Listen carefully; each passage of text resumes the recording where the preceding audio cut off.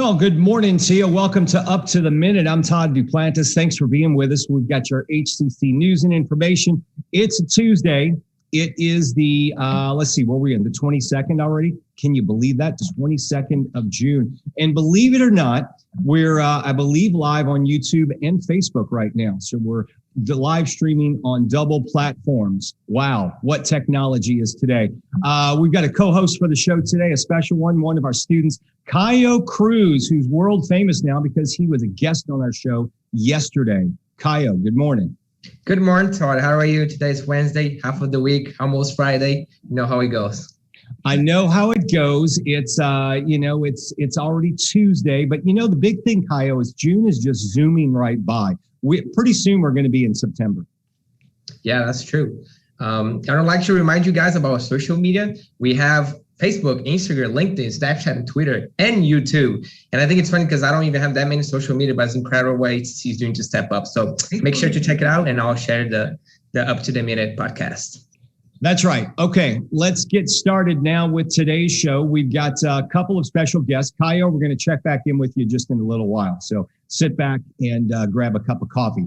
Okay, folks, let's check on in with our Southwest College. Heading out to Stafford. We've got Roland Fields, a supervisor of Fabrication and Innovation Labs, and he's with the Material Science and Smart Manufacturing Center of Excellence. Good morning, Roland. How are you? Good morning. We're doing pretty good. I see you got the Bill Nye Science Guy thing going on there. You got your white lab coat. You're going to do a few things for us today and show us around the lab. So stick around. We'll be with you very shortly. But right now, we've got a very special guest. We're very excited to bring to you Monica Pope. She is the chef and founder of Sparrow Cookshop, and she's our culinary guest on this Tuesday. Good morning, Monica. It's great to see you. Good morning. Thank you for having me on. Yeah, I appreciate you being on this morning. Of course, you've been in the news for many years in the Houston area for quite some time. I believe it was 1992, Boulevard Bistro, one of your first projects. Maybe you can tell us about that? Well, actually, my first restaurant in 1992 was the Quilted Toque. Okay.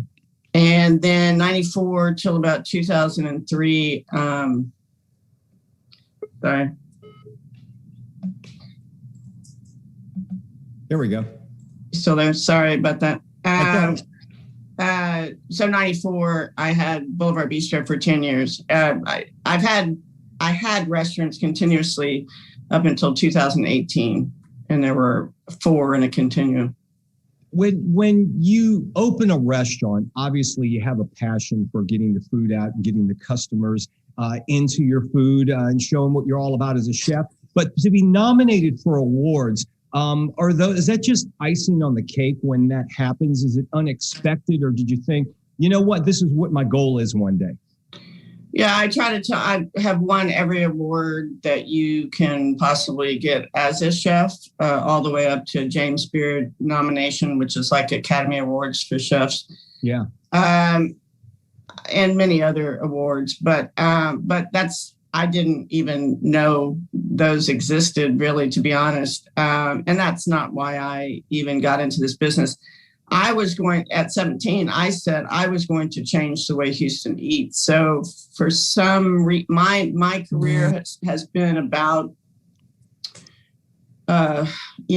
discovering myself and my own family history, and then the countries, and then, the city and the country. And in the last 50 years, trying to figure out how we can change how we eat. When you were 17 and the type of foods that you characterize with Houston, what were the foods back then that you're like, you know what, we got to get away from this? Well, I said that when I was sitting in a McDonald's, so there's that. But Houston has always been a great restaurant town. Back in the day, it was Beer Paredes, it was Chili's, it was Chef Elia, big, flavorful food with different origins, if you will. Then there became kind of the families, the Papases, the Mikos, Carrabba's, and to me, I loved them as a kid. You know, my parents would take us out, but we would also go to New York. We were art collectors. So I had the spectrum of eating, I think, at least Houston to New York. For me, again, I spent most of my entire career trying to figure out what that meant, you know, and haven't always just followed my gut, basically. So it wasn't my first restaurant, but well, actually, it was very, very early on. I connected with Chefs Collaborative 2000. I remember Tim Keating and Robert Del Grande invited me to sign these principles. It was kind of an American version of slow food. So I guess in some ways, all these different markers in my career brought me closer and closer to what I think the change needed to be or, you know, look like. So. Well, you also went off to Europe and San Francisco for some time Right. to work. And what did you think you brought back from there the most? What was some of the techniques, or was it the ideas? What did you bring back with you from those places? Well, when I was in Europe, I was, you know, didn't have a lot of money, had a backpack, but I think I tasted, you know, real food. And I think, in some ways, some of the restaurants that started here were a little bit more entertainment, kind of Disneyland kind of experience, if you will. Right. So I lived on an island in Greece, and it was an agricultural island. I was in London at a time when chefs were. I went to a cooking school there where chefs were connecting with France, which was, you know, a well-known food country. London, which was considered to be much like Houston and not a good reputation, but there were 5 chefs, one of whom I worked with, English majors at Oxford. I was an English major. You know, they were all stepping into the food business. It was pretty sexy back then. But then the school was also pulling in California, Alice Waters, and those were my first cookbooks here as a kid. So I think it just kind of all tied together. When I had already decided after my travels I was going to come back to Houston and obviously implement this way of eating and this life and, you know, living philosophy to Houston. And it's taken me a long time, not just I've always gotten attention, which is great because I'm, you know, I'm gay, I'm a woman, I was young. I did these very, you know, I have a California influenced looking restaurants, you know, I mean. Right. So it was a lot to people to understand and digest, if you will. Monica, you now have you've co-founded a charity organization because of your battle with breast cancer. Maybe you can tell us a little bit about that. Yeah, well, the organization came first, and Dr. Choi, actually a chef, Ryan Perez's wife, who's a doctor, approached me again because she saw and has always seen in my career that I can get attention. I can get people's attention, and she started an organization called I'll Have What She's Having, which is around raising money and awareness for women's healthcare, you know, access to it or lack thereof in our hospitality industry. And it was the best thing that ever happened to me, much like, I hate to say this, getting cancer, because it connects you with people that are just supportive. I didn't realize, I realized there were women in this business, but I didn't know them. I was too busy running my business. So I got to meet upwards of 800 women in every aspect of the industry. And we raised over $250,000 in the first year. I mean, it's crazy. You also have a philosophy, which I read, and it makes complete sense. It says, eat where your food lives. Doesn't make sense. Doesn't make sense to me. It's been a long time, and people have trouble saying it or even understanding it. But when I started, even I qualified it. Obviously, eat locally, eat seasonally, right, which is kind of the same thing. That's eat where your food lives. But I felt I didn't have any. I don't know if I had any statistics, but I felt that also the food is really alive. So you're eating, living food, living lettuces, nutritional density 3 or 4 times off the charts, flavor, undoing the whole, horrible systems that disconnect us with our food. So,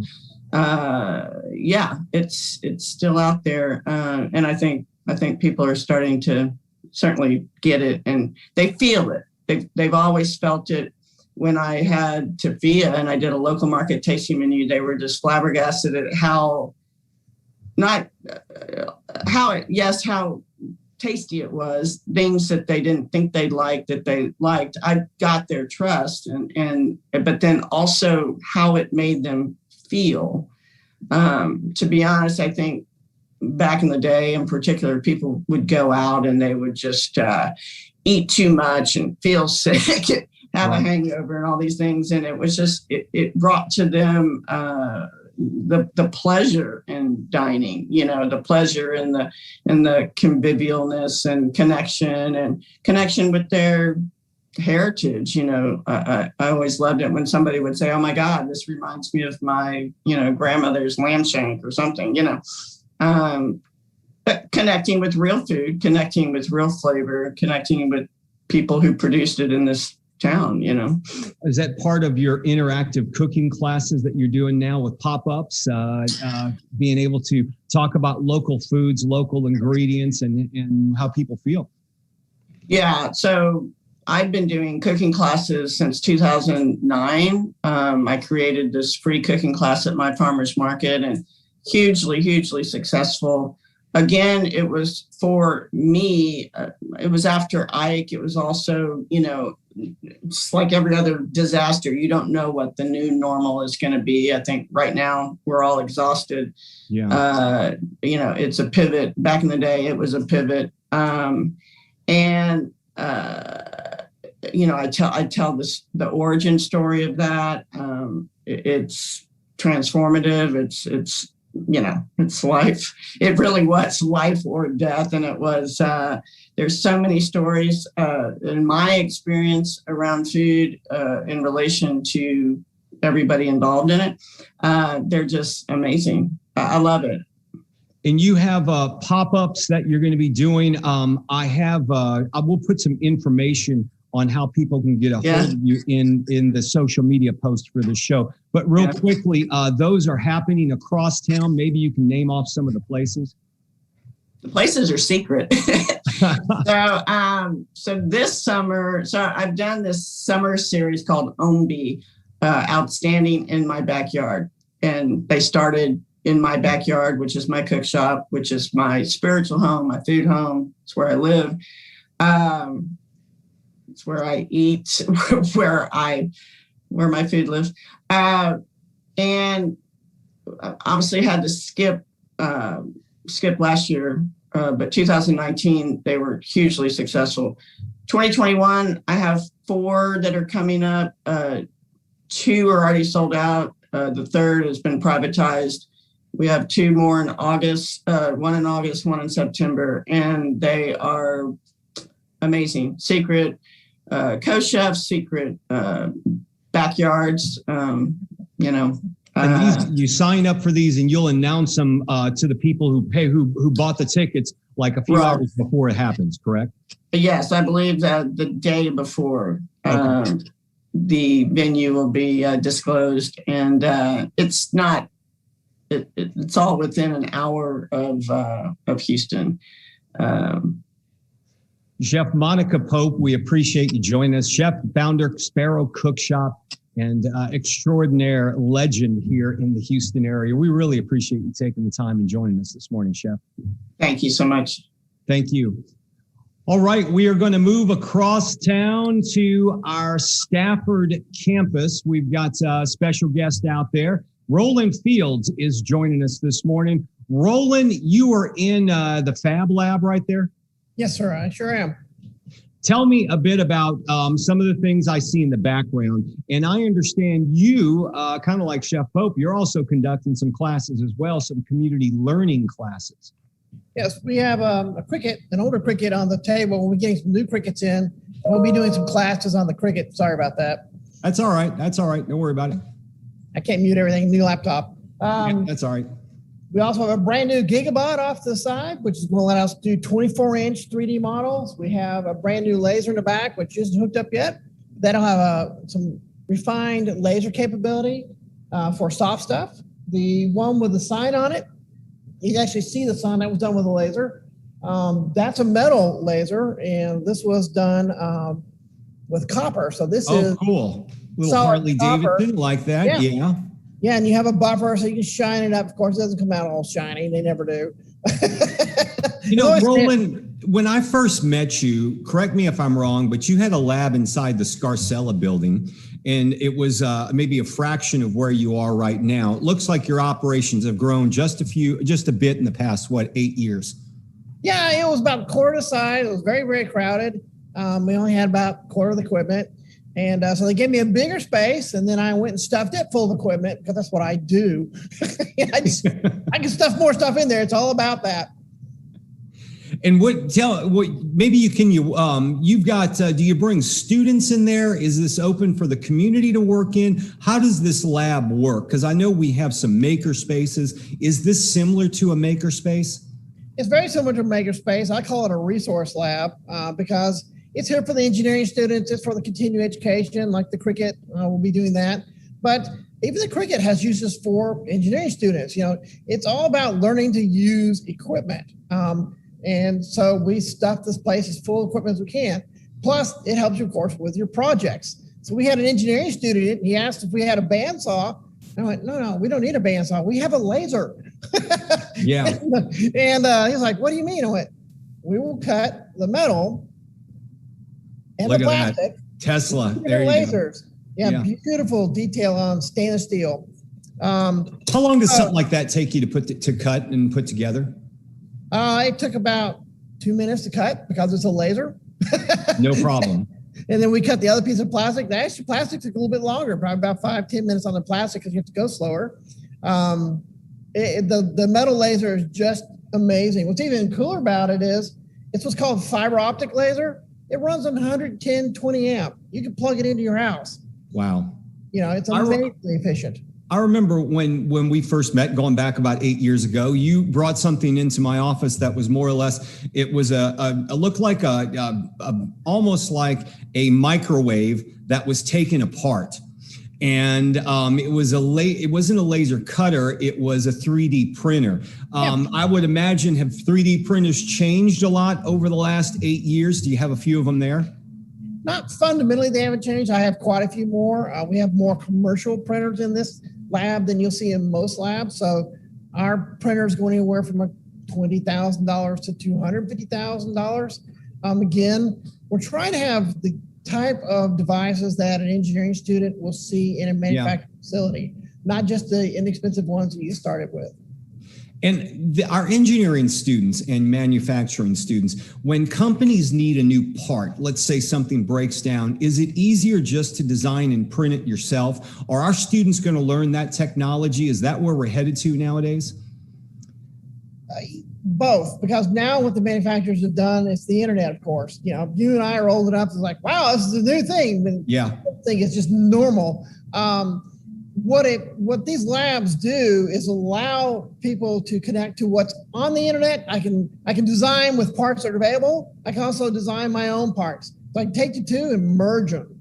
So internet is about merging everything, all the resources on the world to what you can do locally. So now we have the tools that we can put in your garage to make the parts that are unique, what's called short run, high value.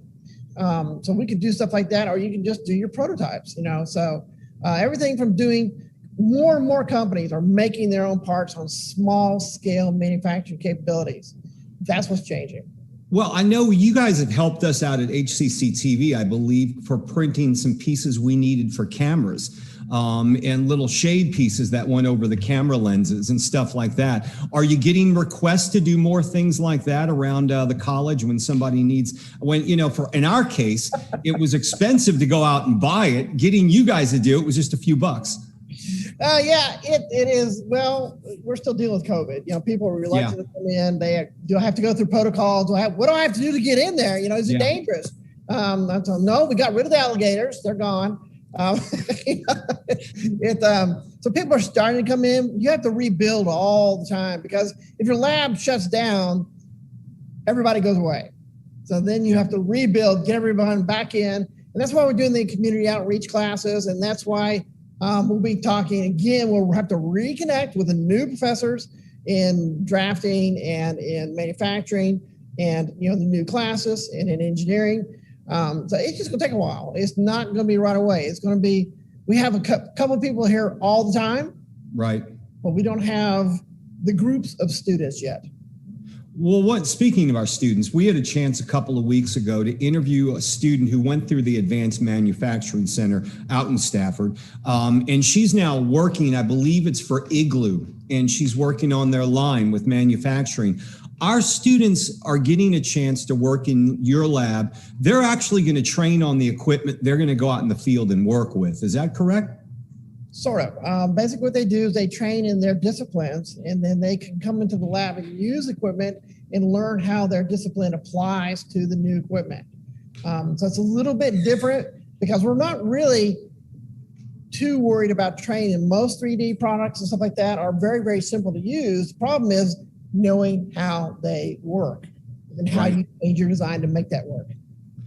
Okay, Roland, if someone wants to sign up for these community classes, and I imagine there's a link on the internet they can go to on our website. We'll put that in the social media post for this show so they can do that.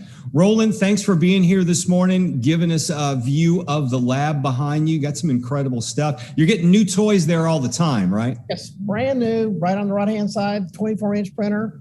Actually, all the stuff in front of you, electrical bench, awesome. Laser, metal laser, all that, all brand new. Oh, wait, before I go, I want to hear about an image of the gods of Olympus. You got something in there that matches that? Yeah. And the tension is a local software company. Yeah. So the reason I like showing it off, because this is just cardboard. This is just cardboard. I like to show it off because, one, there's a collaboration with a local company. The second one is I've always wanted to get more art people in, because a long time ago I worked for Techstar Spy. I met lots of artists, and unfortunately I don't see many artists in this lab. It's like, like welding artists and laser artists. We see a few people applying it. But it's cool. This was done by one of the co-owners of the company that did this, and he's an artist. And he came in and did some of his own art. So it's neat to see people in art use technology to create new things. Roland, thanks for joining us today and giving us a brief look inside the lab. Once again, folks, if you're interested in the programs that work out there, we're going to put a link in our social media post. Take care, Roland. Thanks. All right, we'll see you again. All right, bye-bye. Okay, we are going to move on to Kaio. Kaio, of course, guest yesterday. Today, he's the co-host. He's all over the place these days. Kaio, we've got some virtual coffee breaks that are kicking off again today. Yes, they are. So it's going to be 11 a.m. It's going to be focused on the significance of Pride Month. It's going to be really interesting, that one. All right, and that's going to be on Facebook. Wait, no, not Facebook Live. There's going to be you got to check your emails and you can register for it. Janet May hosts these all the time, so you can join her. Okay, music to our ears. Well, wait, let's go into the Lunch and Learn first. I'm just going all over the place. Lunch and Learn Employee Online Learning. Join this webinar to discover what's different, what's new, and what's coming to HCC's Employee Online Learning Principio. It's HCC's new platform, and it's Latin for learn. So now you can experience multiple ways to watch, read, or listen to content, as well as practice what you've learned. That's 11:30 a.m. Wednesday, June the 23rd. Registration is required for that. you can check your HCC emails to attend that webinar. Music to our ears, final summer audio workshop. This is something I think that piqued your interest before.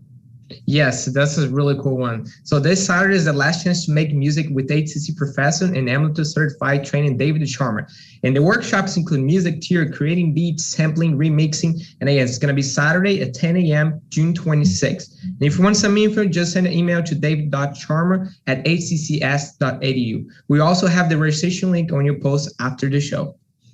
Okay, I'm going to jump down to earn your degree for free because this is important information. It's the Eagle Promise program. We started this a few years ago. Well, it's continuing. If your federal and state grants and scholarships don't cover all you need for an eligible HCC degree or certificate, the Eagle Promise picks that up. It's kind of like gap insurance for tuition, all right? You can get it paid for if it's not covered through the Eagle Promise program. That basically means all your tuition's paid for. Go to hccs.edu/freedegree for more information. And fast track training, that's a pretty cool program, Kaio, and we have a website they can go to for that as well. Yeah, HCC has a list of training programs that can get you in and out and into a high demand job. If you qualify, it could be free. Jobs include everything from air conditioning to cybersecurity to logistics to welding. Go to your website and search for fast track training, or we have the link in our post after the show, as always. Yeah. Okay. Summer enrollment or summer classes, they're underway right now. We've got people on campuses going to in-person classes because guess what? They have returned. That's right. We're back on campuses and we're going to be in full force in the fall. The classes will be very small for the ones that are in person. So make sure you register ahead of time. You still like those online classes? That's no problem because we have those as well as ones that are hybrid courses where you take some online, you go to campus sometimes. All of that and more you can find on one website. It's hccs.edu/now. That's for all your registration needs. Okay, Kaio, you are on the show today on a very historic day. And I said it at the top of the show, but do you know the historic significance of today? Well, I know that I messed up the day and I thought it was Wednesday, so I apologize for that. But tell me you thought it was Wednesday. Okay, well, yeah, we'll get past that. No, it's historic today because we are live on Facebook and we're also live on YouTube. So all of your followers, I know you have tens of thousands of them, all of them can now watch you on two sources now for Up to the Minute live on Facebook and on YouTube. Wow, I'm going to get even more famous. Yay. You're going to get more famous. Yeah. So if you want to find us on YouTube, you can watch us live on there and also watch the recorded program at Houston Community College District. Look for us on YouTube, watch the show live there and watch it live here on Facebook, either or. Just make sure you join us. All right. Tomorrow on the show, we've got HCC instructor Beverly Hobson, who's also teaching a summer community learning class. This one is on yoga, and people have been in line to sign up for it. We'll hear from her. And it's gaming day tomorrow, Kaio. Yeah, you know I love gaming, but this one's not digital, but good. Old-fashioned board games and other types at the local coffee bar managed by one of our students who'll be here to tell us about the popular sport. This is really cool. I've heard a lot of good things about this. It's a good experience to, get everybody together and just, have some fun. So that's really cool. Did you have a board game that you were partial to? What was your favorite one? Honestly, I've been playing a lot of Uno. There's Duo, which is really cool. It's a little hard, but it's really cool to play with my friends. And it's funny because before it was just video games, and now we're going back to the to the old fashioned. So this is really exciting. Yeah. So we're going to talk board games tomorrow, gaming on Wednesday, and we talked with Chef Monica Pope at the beginning of the show. If you're interested in HCC's Culinary Arts program, we'll have a link in the social media post for the show. Okay, let's wrap things up. Kaio, when are you back again? That's a good question. I think so, Thursday. Sometime in the near future. Kaio will be joining us, probably next week as well. I'll be back tomorrow. We'll see you live right here on Facebook Live and YouTube for Up to the Minute, 10 a.m. We'll see you then.